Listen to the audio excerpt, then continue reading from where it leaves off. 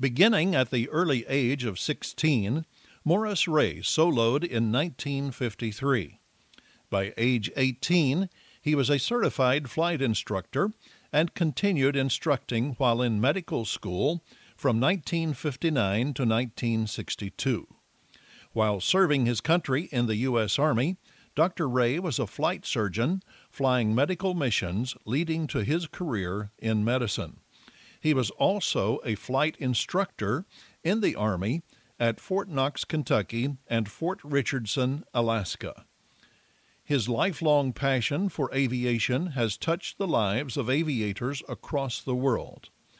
Dr. Ray combined his talents as an aviator and doctor through his dedicated efforts with the Federal Aviation Administration on aviation medical and neurological issues, providing expert witness knowledge for the FAA.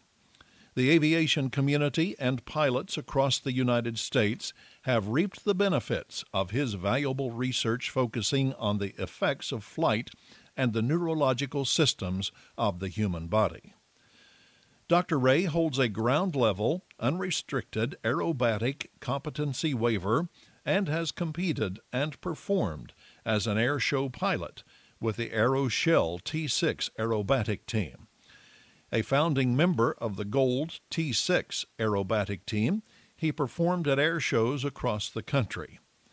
In 1996, he performed at the Oshkosh AirVenture Air Show in a TBM-3.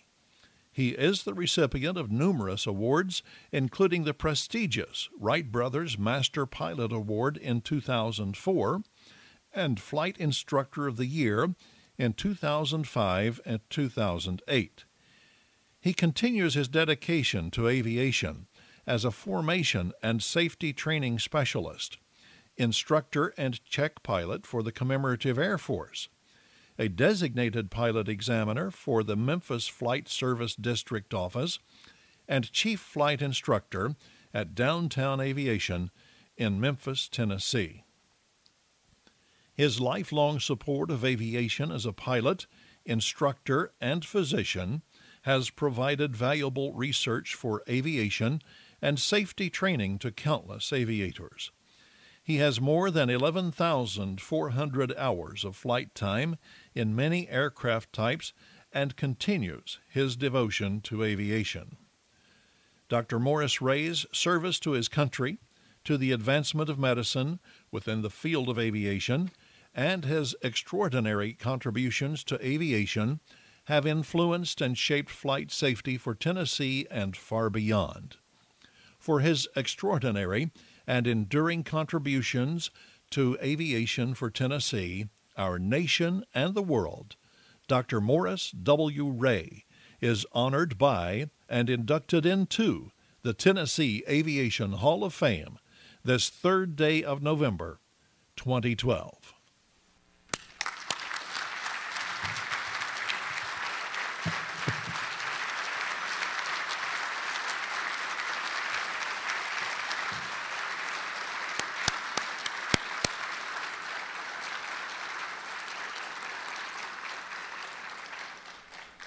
Adorning Dr. Ray with his medallion will be his wife, Sherry.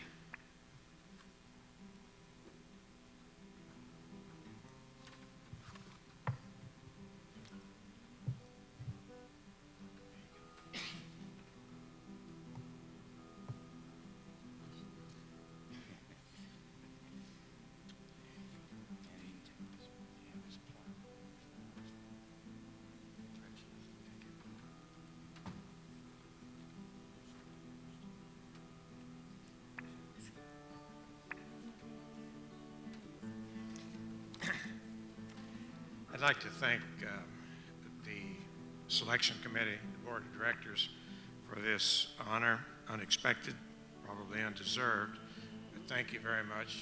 Also, I'd like to thank the people from Memphis, Mississippi, and West Tennessee that came up here to partake of this evening.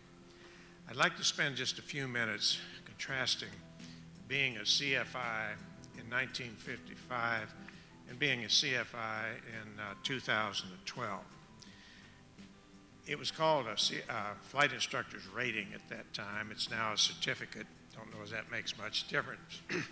But what I'd like to do is contrast a little bit about what we had then, what we may have now, and maybe branch out a little bit into as another area of neurosurgery, just to kind of compare that there have been advances, and then there may be some areas that aren't advanced so much.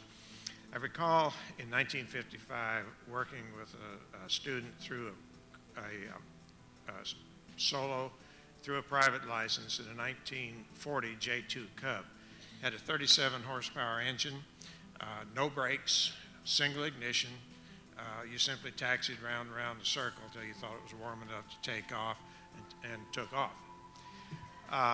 Last year at Oshkosh, had the opportunity to go out and look at one of this airplane's descendants, a Carbon Cub. Admittedly not the Piper, but still it's a Cub.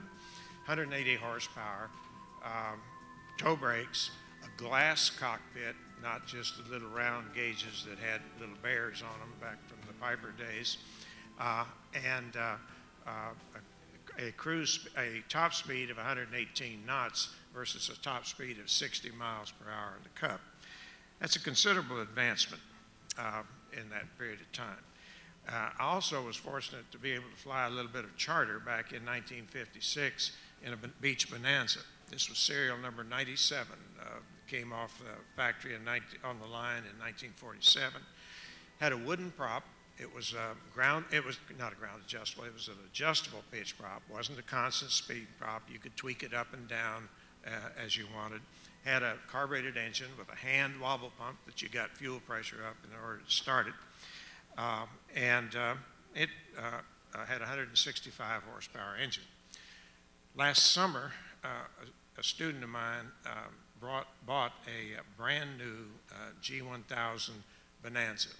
This airplane, same name, same company through multiple mergers, however, now has 300 horsepower, fuel-injected engine, constant speed prop, and thank God, being in Memphis, it had air conditioning. It changed a little bit.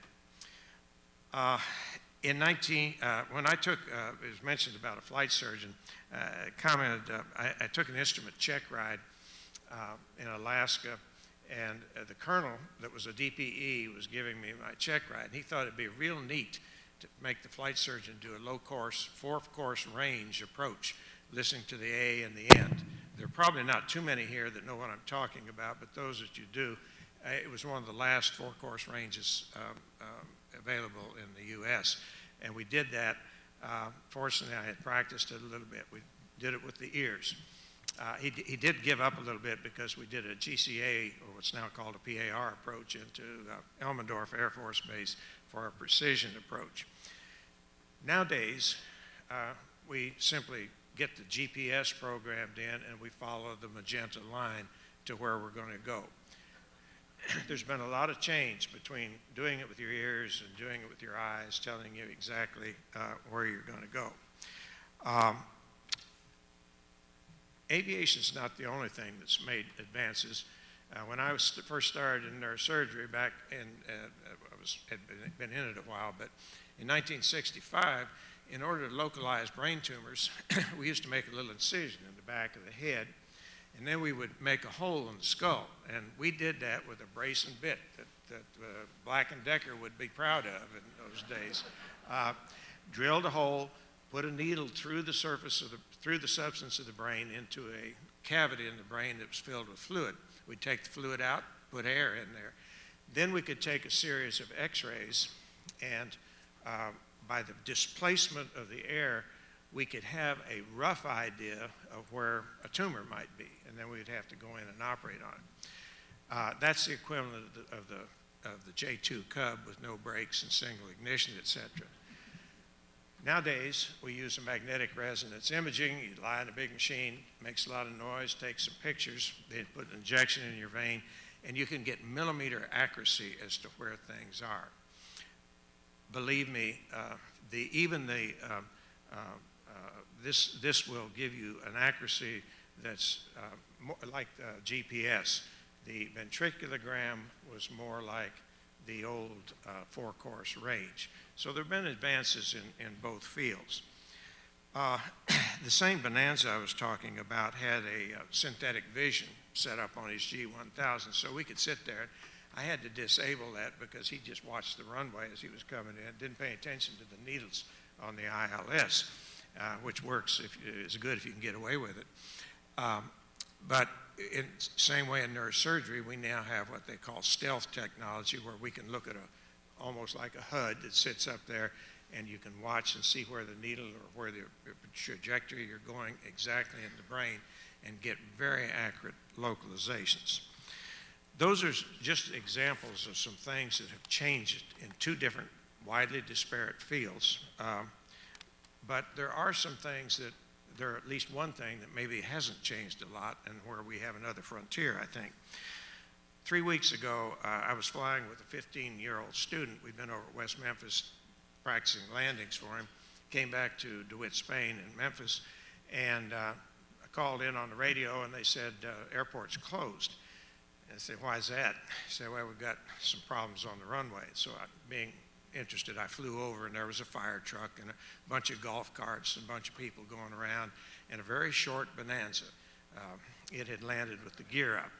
So it was about 3 feet shorter than normal.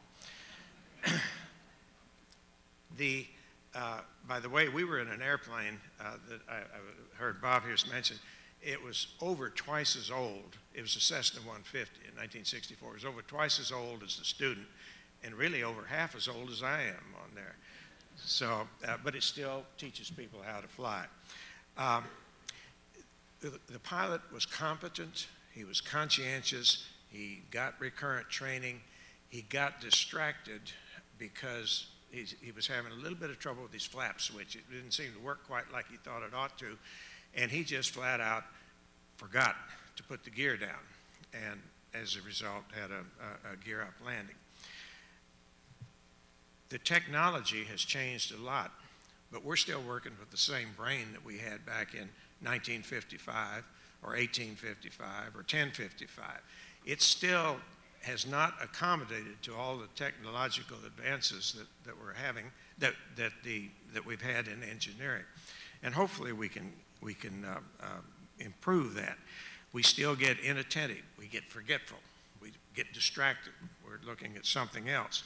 Our emotions may overcome our judgment. Our desire to get home may overcome our judgment. Maybe we don't have any judgment, that person, self-included on that. Maybe we haven't been taught what our judgment needs to be. And the old saying that we don't know what we don't know certainly is very true. So I think my comments would be that as a flight instructor for 55 to 12, a lot of advances have been made. We've still got a long ways to go.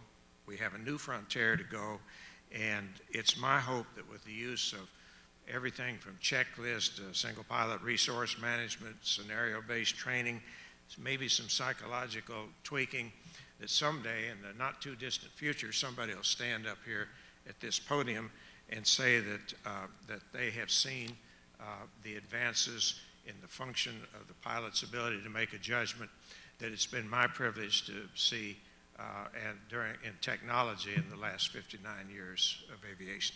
Thank you very much.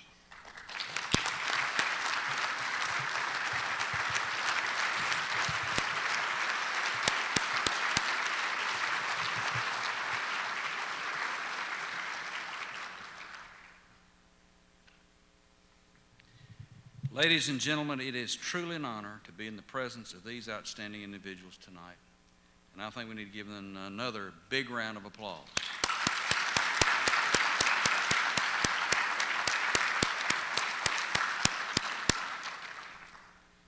The Tennessee Aviation Hall of Fame and this event are possible because of all of you who are here tonight. We would like to thank our sponsors and patrons for your continued support of the preservation of aviation history in the great state of Tennessee. Before you leave tonight, please visit the silent auction table to place your final bids on these wonderful items. The bidding will close in 15 minutes after we finish tonight, so make sure to visit the tables as soon as we conclude the program. Once again, thank you for your attendance tonight. We look forward to seeing you again next year. And until then, blue skies, smooth flying. And I would like to end with this poem. We recite it over and over, but it is still true and valid. Oh, I have slipped the surly bonds of earth and danced the skies on laughter's silvered wings. Sunward I've climbed and joined the tumbling mirth of sun-split clouds, and done 100 things you have not dreamed of. Wheeled and soared and swung high in the sunlit silence. Hovering there, I've chased the shouting wind along and flung my eager craft through footless halls of air. Up, up the long, delirious, burning blue, I've topped the windswept heights with easy grace, where neither lark nor even eagle flew. And while with silent, lifting mind, I've trod the high, untrespassed sanctity of space, put out my hand, and touched the face of God. Good night, and all of you have a safe trip home. Thank you.